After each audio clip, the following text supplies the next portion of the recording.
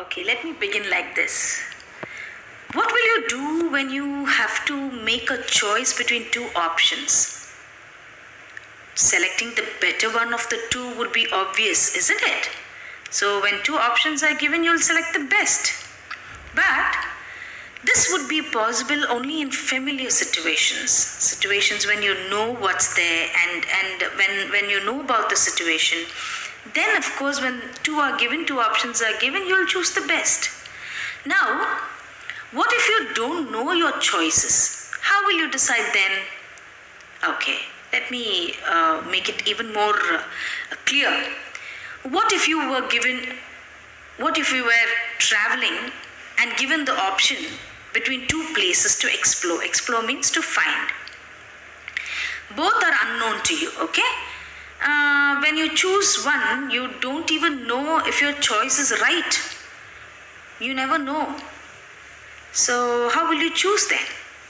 So this brings me to the poem that we are going to learn today. That is, The Road Not Taken. Written by Robert Frost.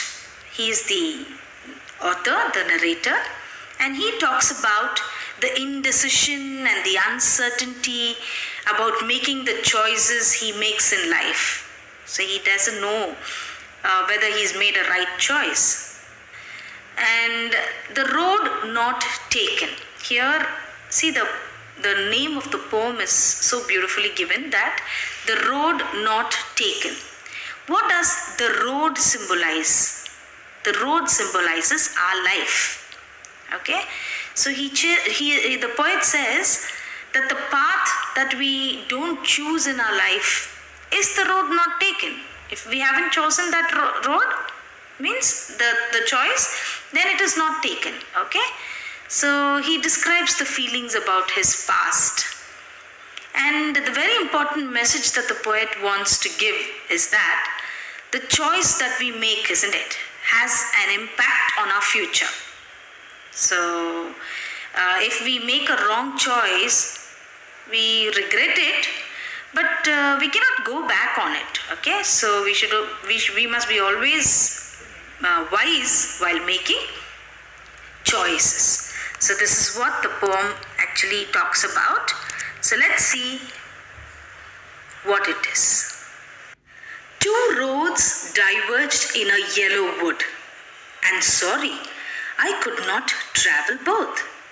And be one traveller, long I stood, and looked one as far as I could, to where it bent in the undergrowth. So this is the first stanza of the poem. You know what? There are two roads that is getting diverged. Now what the poet is doing is, he's walking down a road, okay? And he stops at a point. And there is a diversion. Diversion means there are two roads getting separated in a yellow wood. Yellow wood means he is talking about woods. You know what woods are? Woods is a forest. So he's talking about a forest. So he's walking in the forest, and there he sees roads getting diverged or separated. And he calls it a yellow wood. You know why he calls it a yellow wood? That means the leaves have fallen and it is yellow in color. That means can we say that it is autumn season? Yes. So falling of the leaves. And one more thing it represents the people who are older than him. Older means elder to him. அவரை விட பெரியவங்களை வயசானவங்களை வந்து குறிக்குது. So that is the older people he talks about. So he says in a yellow wood he was walking, and there two roads are getting diverged. And I'm sorry I could not travel both. Yeah, because as he was only one person traveling. See, the next line says, and being one traveler, because he was only one person traveling, he could not travel on both, and it is not possible to travel on both the roads. So what he does is, he just stood for a long time. He looked down on both, on both the roads as far as he could see, because it's a big forest with tall trees, so he could not see the whole thing. He could see only till that curve maybe. So the other part of the forest was covered with trees and was hidden, so he could not see very far. So what he does, he just stands for a while over there, waits, and he now wants to choose. So he is waiting to choose which road to take, to where it went in the undergrowth. Undergrowth means dense growth of plants and bushes. That means the forest he is talking about. So he did not take a path easily. He waits. He wants to know whether the path is suitable for him or not. Only then he is planning to take a road. So the same thing happens in our life too. I am talking about the life, so I am connecting this poem, the first stanza, with our life, okay? So it happens in our life also. When we have choices, see, we can do this, we can do that. We also have alternatives. We can become a doctor or an engineer, but we have to choose only one out of them. There are so many professions: doctors, engineers, nurses. What more do you want? There are so many alternatives, so many choices. But we can select only one out of them. So we have to take some time, think about the pros and cons. Pros and cons means the advantages, the disadvantages of the choice that we have made, and also we have to think whether it is suitable for us or not, and only then we take a decision, okay, on what path we should choose. So this is what the author also did. Now there's something that is given below is the literary devices used in the poem. See, these literary devices are the techniques, the poets or the writers use. It creates a special effect on their writing to make it more interesting. See, this is very new maybe to you, but let me teach you in a very simple manner.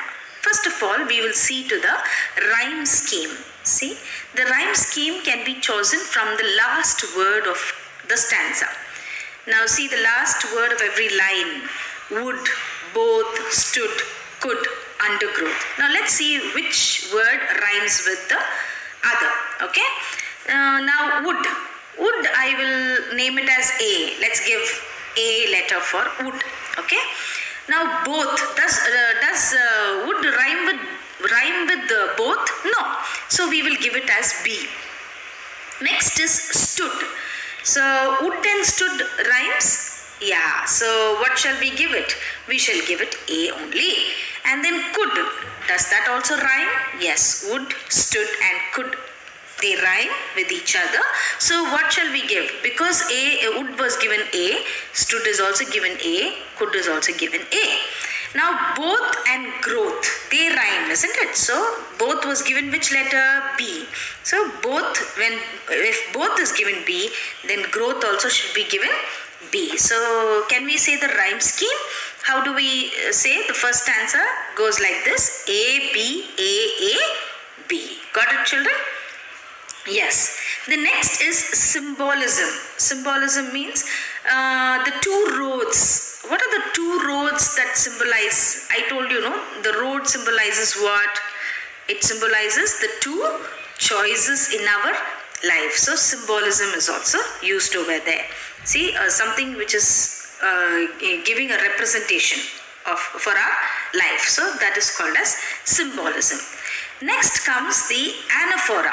Anaphora means, see the second line, the third line and the fourth line. Can you see and all the three? The beginning of the word is repeated. Can you see that? Yes. So when the beginning of the word gets repeated in the lines below, then it is called as anaphora. So and gets repeated. So it is called as what? Anaphora. So this is the literary device that you learned in the first stanza. I hope you understood this. Now let's go to the second paragraph. Okay? Then took the other just as fair, and having perhaps the better claim, because it was grassy and wanted though as for that the passing there had warned them really about the same. So what does he say in this paragraph? The poet kept on looking at one path for a long time. I told you, he takes one path and then he checks whether it is a right path for him or not. And then he decides and starts walking on the other path, because he felt that both the paths were equally good. Equally good, that's what he uses the word fair. Fair means as good as the other one. Both were moreover the same. So he felt that both paths were equally good, and he started walking on one of them. Okay? He chooses that path, the path that he chose, isn't it? He chooses that because it had grass on it, which means that it was unused. Not many people had walked on that path earlier. That is why this path was grassy. See, he uses the word because it was grassy and wanted wear, isn't it? Because it was grassy. The grass was not trodden. Trodden means it was not stepped on. So the grass was nice green and maybe yellow in color, he says. So it was very grassy, and so he took that path.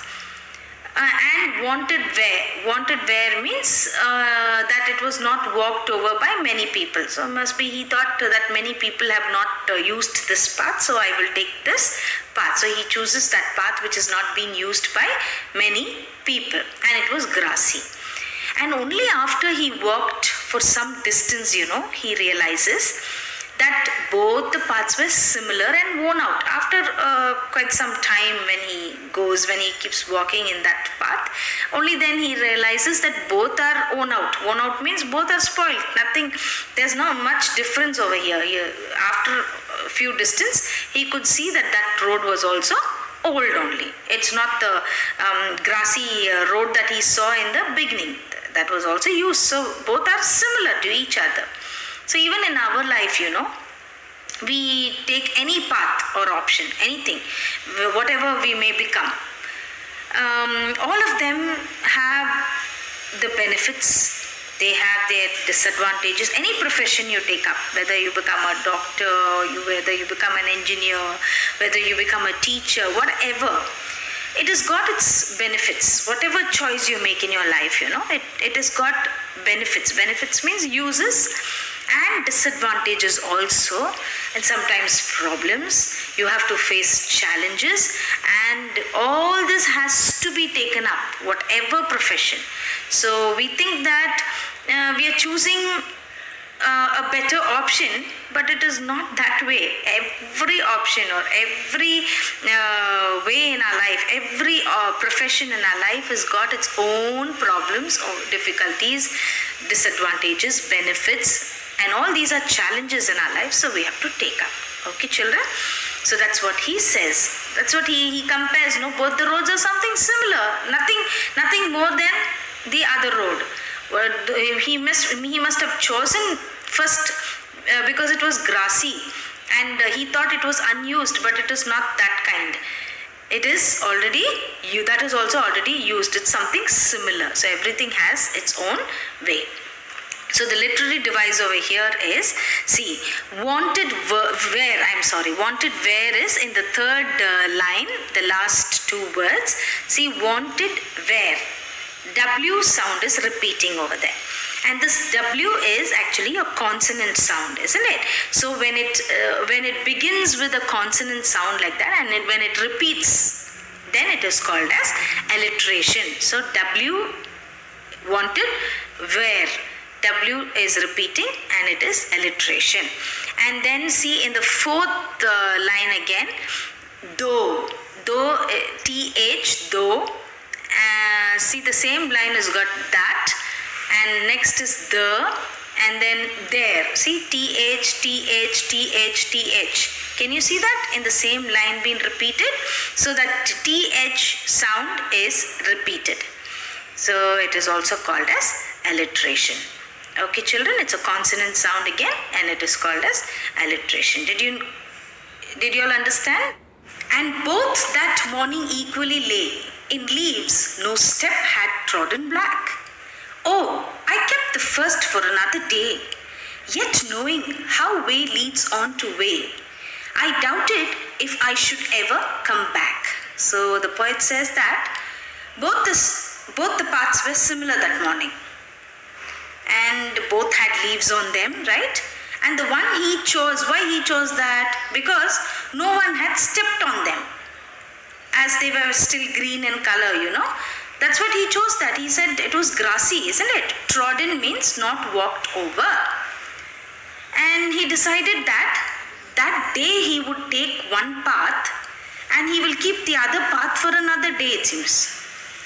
Although he knew that one way leads on to another way, he is deciding for another day for the other paths that he has already left. But the path he chose, that is leading him, way leads on to way. It's going on leading him in the same way. And I doubted if I should ever come back. He knew that he could not go back on the choice that he had made.